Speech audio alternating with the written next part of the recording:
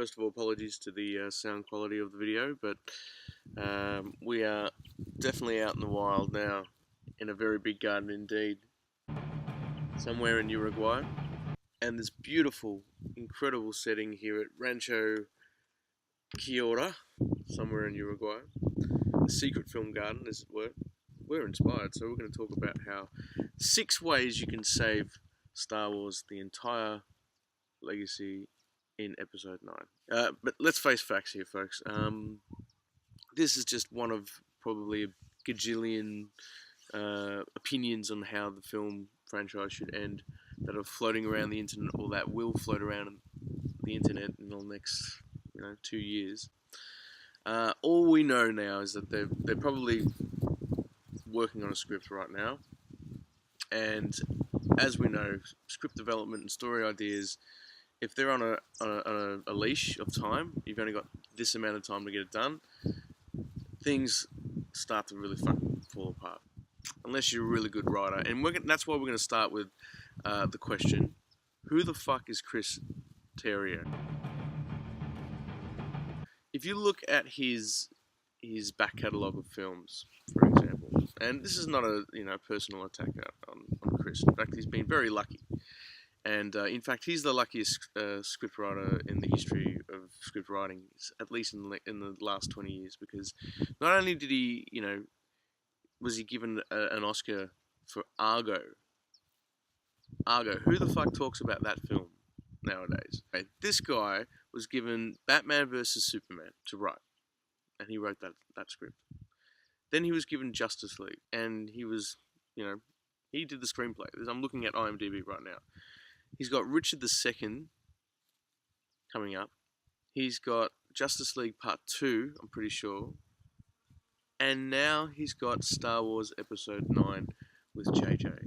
Who the fuck is Chris Terrio? Like, before that, he wrote additional screenplay material for a film called Heights. And then there's a short film called The Book of Kings. And apparently he's only on really to kind of touch up dialogue, but seriously? He's going to be the one sitting kind of like your Chewbacca to JJ's Han Solo on this motherfucker. I mean, JJ's he's in the Millennium Falcon right now. He is Han Solo. Here's why, because he's been given a fucking problem that he's going to fly out of. And he's got a co-pilot, and that co-pilot's chair is going to this fucking guy. He's dropped the ball once, twice, and now he's given something else. Like, he's the new David S. Goyer for sure. This guy, in fact, David S. Goyer, it's his disease. He passed it on. Maybe it's something viral. Anyway, we won't get into that kind of political game here at Film Garden. We'll leave that to the dress wearers, the black dress wearers in black. Who, for the record, I'm just with Rose on this one. And I don't need to say any more beyond that. We've got 6 things. 6 things. First, we're going to deal with Leia, and I'll tell you how to do that. Then we're going to deal with Snoke, and I'll tell you how to do that. Then we're going to deal with Rey, okay? Rey and Ben, what's going to happen there. Of course, I'm not going to get into, I'm going to get to a point where I'm not going to tell you what I think beyond that, because I think it's just too spoilery, and you're going to love some of this shit. But I can tell you how to fix Leia, Snoke, Rey a little bit, Finn, and Rose, what the fuck to do with them, and even DJ, throw him in, and Poe, where to go with him, and fuck beyond that, what else but Luke, how you can redeem Luke, and the whole fucking Jedi Skywalker family, and leave the door open for what's coming up next. But anyway, let's go back to number 1. Here's how you can save Princess Leia. First of all, set it in the future. Give it a couple of years. Give it maybe even 6 months. I don't know, but a year, 2 years. Time has passed. Okay, not like, oh, we're just going to continue the storyline straight away. Time has passed. She's not dead off screen. Unfortunately, this is the big one that we've got to deal with, and we know the reasons why. Carrie Fisher needs a respectful exit.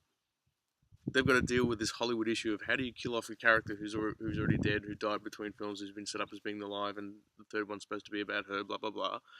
They're not going to show her.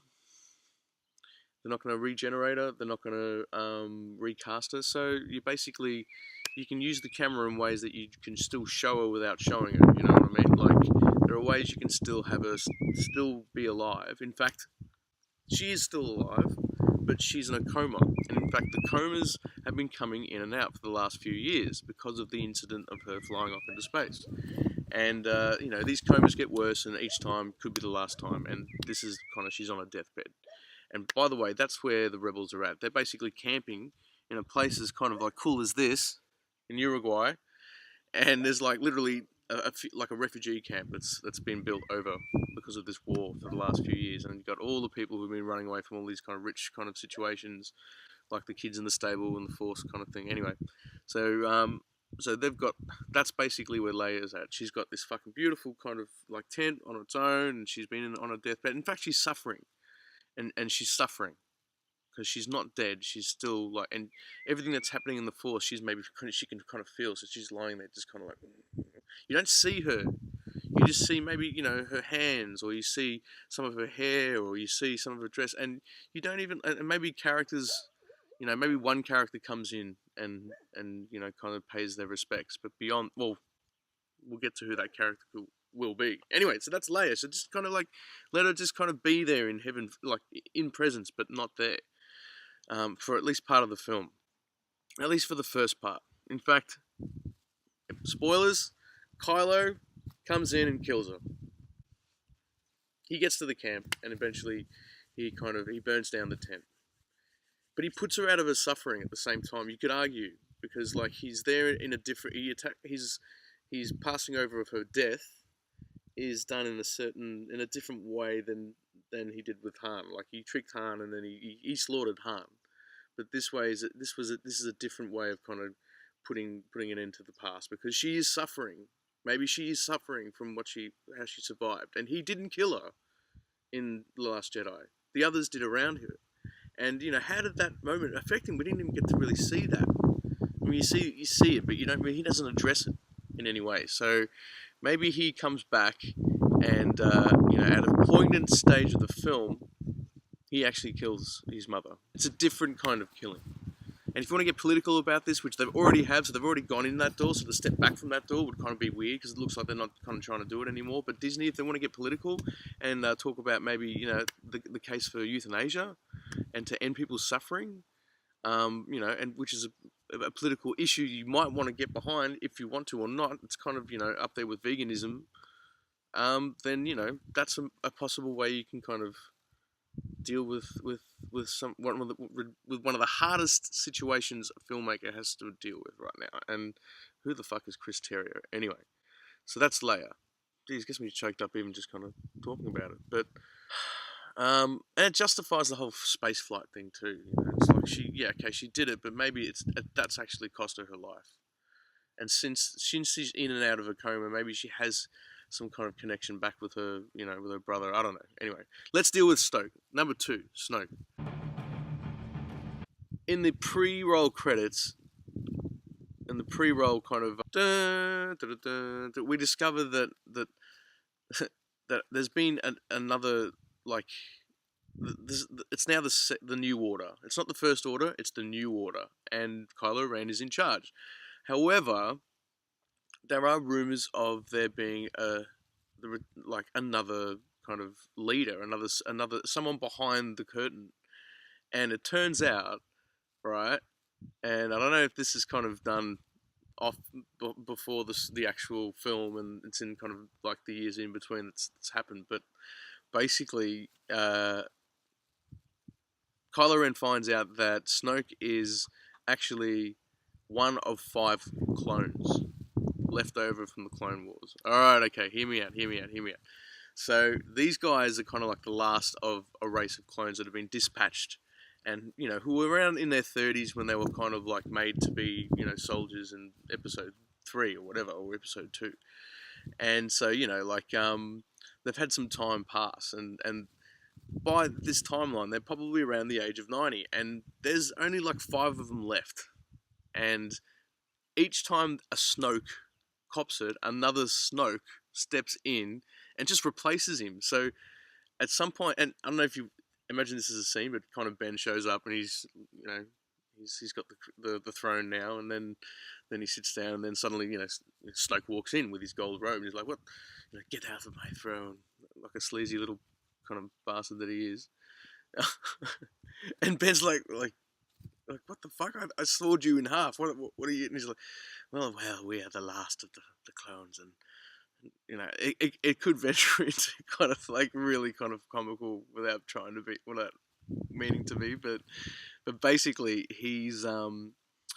that's a way of him being immortal, but he also stays in control, and he's still, and Kylo Ren's basically like, all right, well, if I can't fucking kill you, then you're just too powerful. So yeah, I'll be your lapdog. Do point and I go kill. Point and kill, and that's what he's been doing the last. He's just back, and he's got it with his boys. The Knights of Ren are with him, and we're going to get into the Knights of Ren. In fact, we're going to with Rey's story, how we can get back. So Snoke's basically, yeah, he's still back in charge. There's 4 left. Like they've got to take out 4, and that actually becomes the main thing, because it turns out Snoke is the Snokes, the tribe of 5, or we can give them a cool name or something like that, but they're the ones behind the curtain. They're not Sith or Jedi, they're grey, but they're grey in a way that they're leeching from the conflict between the Jedi and the Sith and the Rebels and the Empire. Like, they're the ones selling the fucking guns. They're the ones selling the weapons, right? So they're the real villains behind this war, and they're just there to profit. So they want the war to keep going. So in fact, the Snokes are kind of like in charge, and they have powers in the Force and blah blah blah, but they don't treat it in the same kind of religious way as the Emperor did. Like, you can tell, like, he's a real fucking Greedo. So anyway, now opening scene of this whole fucking script, opening scene of this whole fucking episode 9 is basically a kind of truncated version of truncated tip of the hat to the opening scene of Once Upon a Time in the West, a film that is in Film Garden's top 10 greatest films of all time, somewhere amongst that 10. Anyway, if you've seen the opening scene of this film, you know what I'm talking about. It's up there with one of the greatest. Now, you don't have to go that far, but imagine if you haven't seen it, basically, it's like, in this case, in the opening scene of episode 9, you've got this way station in the middle of space. Okay, it's not on a planet. It's interstellar, maybe, and it's a place where you go to refuel or something like that, like a gas station. But like, waiting at the gas station are 3 Knights of Ren, and each of the 3, without any dialogue, because you're floating in space, and there's actually no sound. There's actually no sound at all. It's all visual. And you kind of get this sense of, like, these 3 guys rock up at this way station in the middle of space, run by these kind of, quirky little aliens. And without saying any kind of dialogue, they fucking just intimidate the shit out of them, and they indicate that they're not here to fill up petrol, they're here waiting for someone to show up. And so they kind of take over the place within a few moments. It's not as slow as Once Upon a Time in the West. But then the fucking I don't know, a truck rocks up, or some kind of similar kind of thing, like a giant like spaceship kind of thing shows up, refuels, takes off, and they're all ready to fucking as in ready for someone to jump out and attack them, because they're waiting for someone to show up, and they know who. And then when that fucking giant ship passes, and they go to get back on their fucking, their jet bikes or whatever they're called, there's Rey. And it's Rey, and she's got to be wearing a fucking suit because it's in space. She's wearing the fucking mask that she wore at the beginning of Force Awakens. And she's been fucking training. She is onto it. She's like a fucking Jedi master, and I don't even know she's going with the word Jedi. She's going with a grey word or something like that, but she's fucking badass, and she just kind of, it flows off, and she's just like waiting for these guys to notice her. Maybe makes a fucking noise. Maybe the only sound is this some kind of way that she can, through the Force, can like send this kind of sound wave to them, like a "here I am."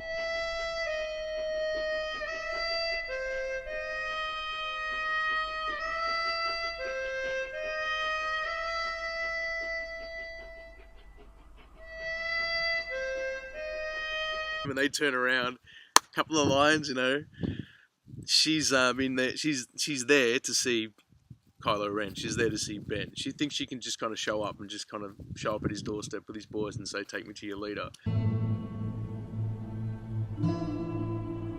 And Frank?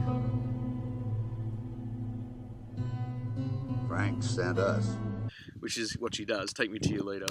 And they're like, she's like, "Where's my bike?" And they're like, "Oh, looks like we're one short." Did you bring a horse for me?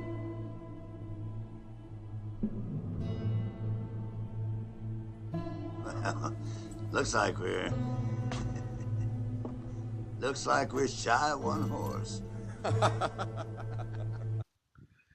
And she just says she brought too many. And bang, bang, bang, bang, bang. Space battle, into space, fucking like lightsaber battle. Doesn't last a few seconds. They're dead. And there's your introduction back to Rey. You brought too many. And that brings the Knights of Ren into it as well, because maybe there's 2 left. One on each side of Ben that she has to take down.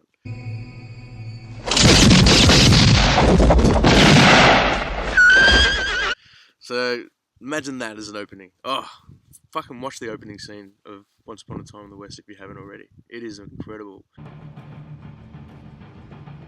Now, they're the lovey part of the whole story, aren't they? So they've had a family. They've been living in this refugee camp with like kind of keeping an eye on Leia. Poe's in here in this storyline as well. DJ's in there. He's been kind of forgiven because, after they were, he basically took the Millennium Falcon in, which was his plan at the end. I don't know. They paid him, they used Leia's last coinage from the Royal Bank and just paid him. And of course, him being quite grey, he just kind of takes it on. But he's actually looked after him for the last few years, so he's kind of redeemed.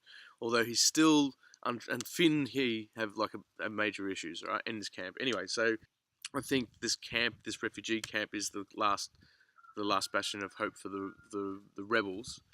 And basically, at some point, while Rey is off trying to track down Ben kind of 180s her, and he shows up at the camp looking for her, and he wipes out the camp, and he kills Leia, and he kills maybe Finn and Rose's little baby, and takes them. Maybe it's Disney, maybe I don't know. Maybe the child of Rose and Finn can be kind of like the baby, the mother in Bambi.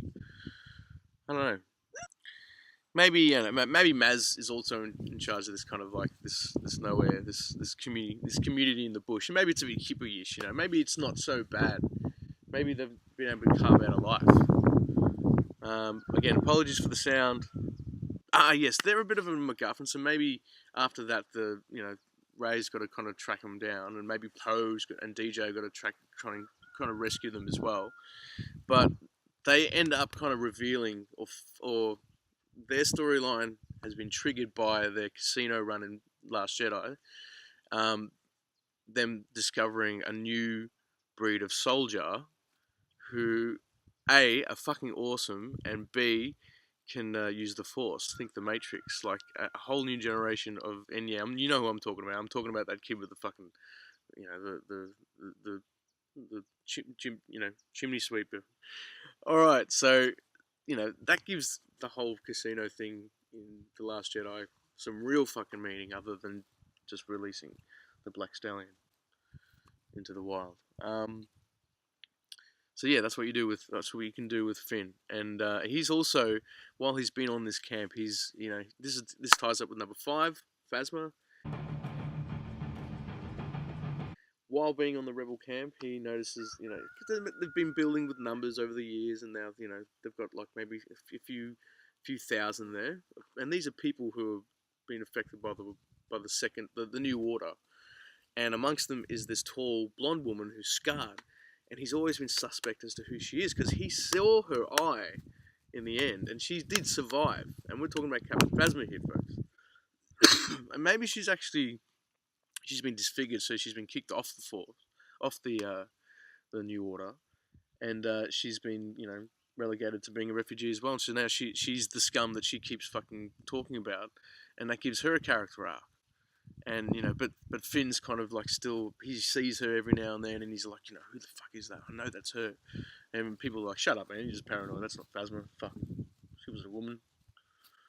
It's like, I saw her eye, her blue eye. That's her. That's Brienne of Tarth. Anyway, so that's Phasma. We can save Phasma that way. Anyway, and last of all, number 6, Luke. This is the big one. This is the real one. Jedi Masters are tricky. You know, they're tricksy. They're trixies. Sometimes they say things just to kind of see how you react. And I think a lot of what he said could be put in that framework. Maybe he believes it, but he doesn't just give in to some stranger who just shows up with a lightsaber and kind of is here heroically to present themselves as like the next hero. Like, he's not for all the tropes. He's there to kind of find out what they do under real circumstances. So the whole thing of meeting her was training. It was training from the beginning. And he tells her that as a Force ghost. Maybe, you know, after that scene, she, you know, tracks down another Knight of Ren or something, or an informant, and finds out that Ben Solo, Kylo Ren has gone off to find the last refugee camp. And she goes, like, you know, goes to go back and save them, and then maybe Luke shows up and says, you know what? Like, you're off to kill him, but you got to understand that everything I said was for a reason, and basically that reason is to save Ben. Well, that's how Film Garden would save Luke Skywalker, because he wasn't there to save the day. He was only there to be the spark for those who are now it's in their hands to save. He's an old man, you know. He's like, I'm done. His whole point is that, you know, he's not there to glorify the Jedi. He's there to say the most important thing is the Force, and, you know, not a name or a flag, not a Sith or a Jedi. The only thing that's important is the Force, and understanding that there's a beauty of grey in between, and that's his whole point at the end. I think he needs to come back at the end, right at the end. I'm not going to say what happens with Ben, with Kylo Ren, at the end of the. I don't think it's getting into spoiler territory here, but I reckon they all got to show up. All the ghosts have got to show up. Fucking everyone, like, and Yoda, Obi-Wan. Fucking, I don't even bring Qui-Gon back or something, but Yoda definitely, and Luke. But, you know, the big one you got to bring back is Anakin, and not fucking that one. Old Anakin comes back, and he's the one who comes back last to confront, and Han as well. Fuck, Han's back, and Leia's there. I don't know, maybe not Leia. It's too soon for Leia. Too soon.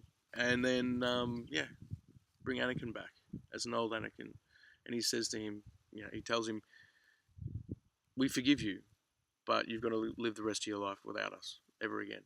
This is the last time." Maybe there's a moment there they show up and do that, if he's been redeemed or not. So in conclusion, geez, getting teary-eyed. Imagine seeing all of them. They all can, and maybe, you know, we understand a bit more about Force ghosts because of the questions raised in Last Jedi. That each time they do come back, it takes something from them, and you know, they can't do it anymore. If they do, they extinguish into the air. So they want to be able to stay and watch what happens next, but not be involved anymore, and they can't. So that's their final farewell, all of the Skywalkers. And he's the last one, but he's left to live by himself, kind of isolated, with no one. Not even with Rey, which we're getting into spoiler territory. So, in conclusion, the ending doesn't go the way you expect, so I'm just going to say that. But it respectfully closes the chapter on the Skywalkers and ushers in the possibilities of a new kind of trilogy set in Star Wars that, you know, Rian Johnson can go off and do. And now, wouldn't that make most of us happy? By the way, feel free to debate, pick apart, shit on these ideas. This is the new medium of storytelling, my friends. This is philosophy storytelling. Let us ride. Let us kind of like play around with these ideas, because, you know, at the end of the day, they're never going to listen to this. they've got some plan, but that's what I would do. And, you know, fuck it. If